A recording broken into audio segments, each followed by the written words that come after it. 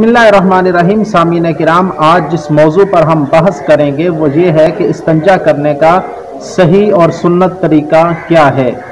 तो अज़ीज़ान गिरामी, जब हम इस्तंजा के लिए जाना है तो सबसे पहले इस बात का ख्याल करना है कि जब हम इस्तंजा को जा रहे हैं तो क्या सुन्नत के मुताबिक जा रहे हैं या सुन्नत से हट कर जा रहे हैं। तो सबसे पहले हमने जिस बात पे तवज्जो देनी है वो ये है कि क्या हम जब इस्तंजा करने के लिए वाशरूम की तरफ जा रहे हैं तो हमें वो दुआ आती है जो हुजूर सरवर कायनात सल्लल्लाहु अलैहि वसल्लम ने पढ़ी। अगर नहीं आती तो उसे याद कर लेना चाहिए। और वो दुआ कौन सी है? बिस्मिल्लाहि अल्लाहुम्मा इन्नी अऊज़ु बिका मिनल खुबुथि वल खबाइथ। इसके बाद हमने जब वाशरूम में दाखिल होना है, बैतुल खला में दाखिल होना है, तो सबसे पहले उल्टा पाँव अंदर की तरफ रखना है।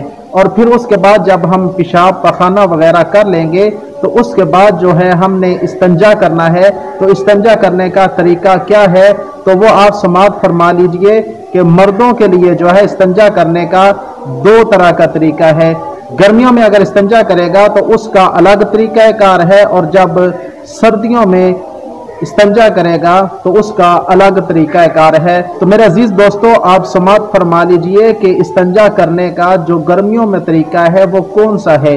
तो अज़ीज़ान गिरामी, आजकल तो हम बैतुल खला वगैरह में जाते हैं। अगर बैतुल खला में नहीं जाते, बाहर कहीं जाते हैं, सबसे पहले हमने ऐसी जगह देखनी है जो नरम हो, जहां पर हम पेशाब करें तो पेशाब के जो छींटे हैं वो हमारे ऊपर ना आए। और बात चल रही थी कि इस्तंजा की, तो आजकल तो वैसे पानी है, पानी से इस्तंजा करते हैं, ढेलों की ज़रूरत नहीं पड़ती। लेकिन अगर ढेले हमने इस्तेमाल करने हैं, मट्टी हमने इस्तेमाल करनी है, तो उससे इस्तंजा करने का तरीका कार क्या है। तो मेरे अजीज दोस्तों, हमने 3 ढेले लेने हैं। 3 सुन्नत है। अगर इससे सफाई नहीं होती तो हम ताक अदद में ज़्यादा भी ले सकते हैं, 5, 7, 9 जितने भी हों, तो कम से कम जो है 3 होने चाहिए। अब वो जो 3 डेले हैं हमने उनको इस्तेमाल किस तरह करना है। तो अजीज़ान गिरामी, जो मर्द हजरात हैं, जब गर्मियों के दिन हो तो गर्मियों के दिनों में इन्हें डेले इस तरह से इस्तेमाल करना चाहिए कि डेला ले और आगे से पीछे की तरफ इस्तेमाल करे। आगे से पीछे की तरफ लेकर जाना है पहला डेला, और उसके बाद जो दूसरा डेला है उसको हमने पीछे से आगे की तरफ लेकर आना है, और फिर जो तीसरा होगा उसको भी आगे से पीछे की तरफ लेकर जाना है। अब अगर इससे जायद है तो इसी तरतीब से आगे आप करते जाएं। और अब अगर सर्दियों का दिन है तो सर्दियों के दिनों में उसे किस तरह इस्तेमाल करने चाहिए। तो सबसे पहले जो है 3 ढेले हैं, उनमें से पहला जो है पीछे से आगे की तरफ लेकर आना है, और दूसरा आगे से पीछे की तरफ लेकर जाना है, और जो तीसरा है उसको भी पीछे से आगे की तरफ लेकर आना है। और अब जो औरतें हैं वो किस तरह से ढेले इस्तेमाल करेंगी। तो जो औरतें हैं उनका एक ही तरीका है कि वो पहला ढेला जो है वो आगे से पीछे की तरफ लेकर जाएंगी, और दूसरा जो ढेला है वो पीछे से आगे की तरफ, और जो तीसरा है आगे से पीछे की तरफ लेकर जाना है। अगरचे मट्टी के ढेलों के बाद जो है पानी से इस्तंजा करना ज़रूरी नहीं है, लेकिन अफजल ये है कि इससे सफाई ज़्यादा हो जाती है, तो उसके बाद पानी से इस्तंजा करना चाहिए। अब मर्द जो है वो पानी के साथ कैसे इस्तंजा करेगा। तो सबसे पहली बात यह है कि एक उंगली का, ये वाली जो शहादत की उंगली के साथ वाली उंगली है, इससे वो इस्तंजा करे।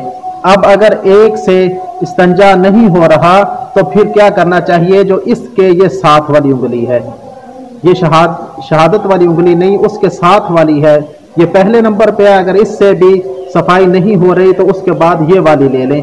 और अब अगर इन दोनों से भी नहीं हो रहा तो तीसरी उंगली भी साथ मिला सकते हैं। अब तीनों से इस्तंजा करेंगे।